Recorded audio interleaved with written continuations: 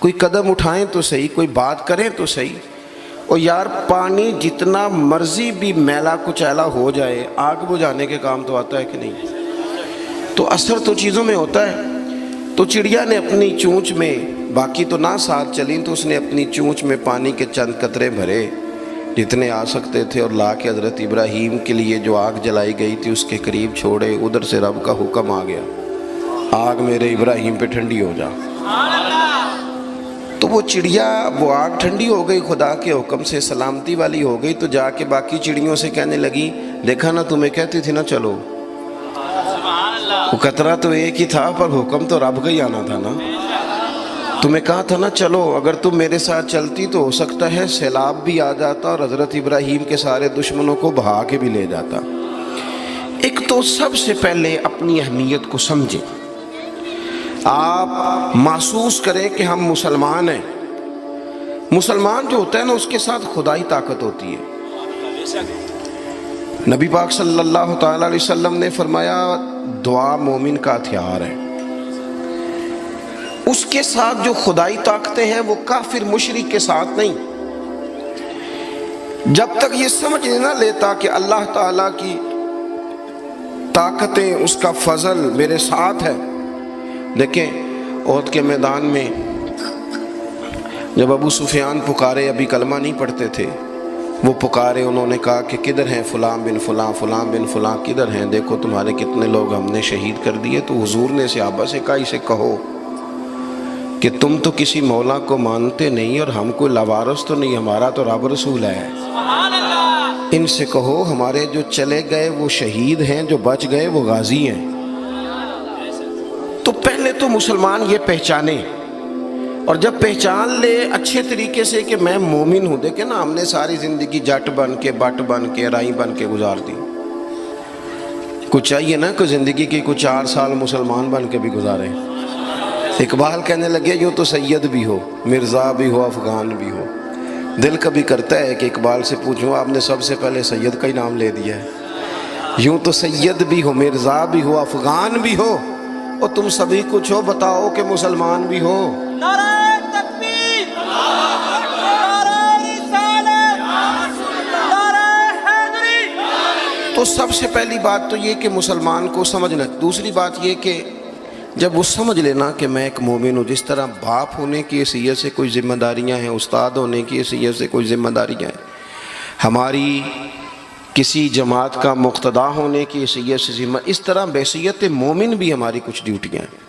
اللہ تعالیٰ نے قرآن مجید میں فرمایا، والعصر، محبوب آپ کے زمانہ پاک کی قسم ہو، ان الانسان لفی خسر، بے شک انسان نقصان میں، خسارے میں، سب انسان نقصان میں، الا الذین، سوائے ان لوگوں کے، آمنوا وعملوا الصالحات، جو ایمان لائے اور پھر نیک اعمال بھی کیے۔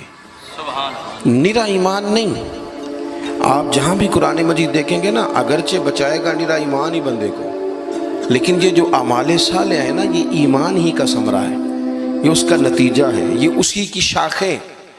بندہ مسلمان ہو تو اس کے کام بھی تو مسلمانوں والے ہو نا، مومن ہو تو اس کا رویہ بھی مومنوں والا ہو۔ ایسا تو نہیں ہے نا کہ آپ زبردستی منوائیں گے اور کوئی کام نہ کرے وہ مومنوں والا، لیکن وہ کہے کہ میں تمہیں منوا کے چھوڑوں گا۔ فرمایا ایک تو ایمان لائے، اور مضبوط ایمان، تگڑا ایمان، اور پھر وہ اعمال صالحہ کرے، اس کے کردار سے، گفتار سے، اٹھنے سے، بولنے سے، بات کرنے سے، لین دین کرنے سے، معاملات کرنے سے، تجارت کرنے سے اسلام چھلکے، اس کا لب و لہجہ مسلمان ہو۔ اقبال کہنے لگے، خرد نے کہہ بھی دیا لا الہ الا اللہ تو کیا حاصل، دل و نگاہ اگر مسلمان نہیں تو پھر کچھ بھی نہیں۔ یعنی اس کے اعمال بھی ہوں اسی طرح کے، اس کا رویہ بھی ہو مسلمانوں جیسا۔ حضرت باعزید بستامی کا زمانہ تھا، تو ایک مسلمان ایک یہودی کا دوست تھا، اکٹھے اٹھتے بیٹھتے تھے، گپ شپ ہوتی تھی، آنا جانا تھا۔ تو وہ مسلمان اس یہودی سے کہنے لگا، تیرا میرا یارانہ بڑا پرانا ہے، تو مسلمان کیوں نہیں ہو جاتا؟ تو اس کا دوست تھا، بے تکلف تھا، سجن تھا، وہ کہنے لگا، یار میں نے دیکھے ہیں 2 اسلام، ایک اسلام وہ ہے جس پہ تو عمل کرتا ہے، اور ایک وہ ہے جس پہ حضرت بایزید بستامی عمل کرتے ہیں۔ تو میرے ساتھ ہر جگہ چلا جاتا ہے، جہاں تمہارے دین نے منع کیا وہاں بھی چلا جاتا ہے۔ تو ایک تو ہے تیرے والا اسلام، جس طرح کی بولی میری اسی طرح کی تیری، جس طرح کا آنا بہنا اٹھنا بیٹھنا کھانا پینا میرا اسی طرح کا تیرا۔ تو اگر تم کہہ رہا ہے تیرے والا اسلام قبول کروں تو اس میں تو صرف ایک کلمے کا فرق ہے معاذ اللہ، باقی تو سب وہی ہے۔ اور ایک اسلام ہے حضرت بایزید کا، بولے تو سچ بولے، کھائیں تو طیب کھائیں، دعوت دیں تو خیر کی دیں، بات کریں تو بھلائی کی کریں۔ اگر اسلام وہ ہے جس پہ حضرت بایزید عمل کرتے ہیں تو پھر تو ان سے کہے مجھے دین کی دعوت دیں، ان والا اسلام میں قبول کرنے کو تیار ہوں۔ جب تک ہمارے مزاجوں میں ہم نہ زبردستی، جب آپ ناراض نہ ہونا، بعض دینی لوگ اسلام کو لبادے کا نام ہے، داڑھی رکھ لی پگڑی باندھ لی تو بس اسلام مکمل ہو گیا، جبر کریں گے، بعض دفعہ اس طرح کا لہجہ اختیار کریں گے کہ لوگ پریشان ہو جائیں۔ اور بھئی اسلام فقط ظاہری حلیے کا نام نہیں، آپ کو پتہ ہے عقیدہ اور نظریہ تو بات ہی ساری باطن کی ہے۔ آپ کے اندر دین کتنا ہے، آپ سچ کتنا بولتے ہیں، دیانتدار کتنے ہیں، حلال حرام کا فرق کتنا کرتے ہیں، اس سے آپ کے اسلام کا پتہ چلے گا۔ اس سے پتہ چلے گا کہ آپ کس قدر زیادہ مسلمان ہیں۔ صرف حلیے کا نام اسلام نہیں، میری بات کو یاد رکھیں۔ تو اللہ فرماتے ہیں کہ ایمان لاؤ، پھر ایمانداروں جیسے کام بھی کرو، اور پھر یہ نہیں کہ جس طرح کی ہوا ہو تم بھی ادھر کے ہو جاؤ۔ وَتَوَاصَوْا بِالْحَقِّ، تمہارا ایمان بھی ہو، اعمال بھی ہوں، اور تمہیں حق بھی کہنا آتا ہو۔ ہمارے ہاں لوگوں کا حق کہنا آتا ہے پر غریبوں کے بیچ